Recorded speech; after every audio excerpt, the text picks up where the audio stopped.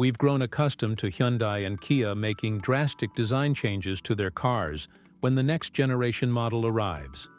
Such is the case with the new Palisade, since the full-size SUV is a vast departure from its predecessor. The flagship family hauler with gas engines appears to be boxier and sits on 21-inch wheels that look like a pain to clean, given the plethora of spokes. The segmented lights at both ends of the 2026 Palisade make us think of the pixel theme applied to Hyundai's electric lineup, including the recently unveiled Ioniq 9. The massive rectangles at the front are likely the daytime running lights. Between them and the huge grille are 4 rectangles, which we're assuming are the main headlights with the low and high beams. A thin LED strip goes across the grille's upper section. Without providing numbers, Hyundai says the front overhang is slightly shorter than before. The wheelbase is longer, so the distance between the axles is longer than the outgoing model's 114.2 inches, 2,900 millimeters. The greenhouse remains as generous as ever, and there's still a dual sunroof, presumably for the higher-end versions.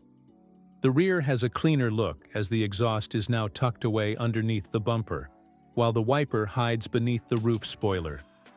Contrary to most Hyundai models, the taillights, which strongly resemble the front DRLs, don't extend onto the tailgate. The H-Track badge is missing, but surely all-wheel drive will be available for the second-gen Palisade. The interior has also been given a complete makeover. There are dual 12.3-inch screens nestled within the dashboard, which still has a wide variety of physical buttons.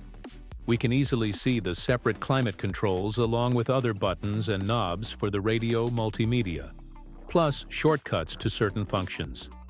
The gear selector has been relocated from the center console to the steering wheel column.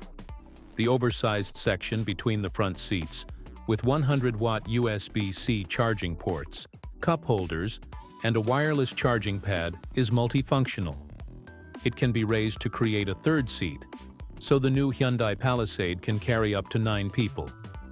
Images show the version for South Korea, where drivers of the 9-seat variant will be allowed to use the bus lane.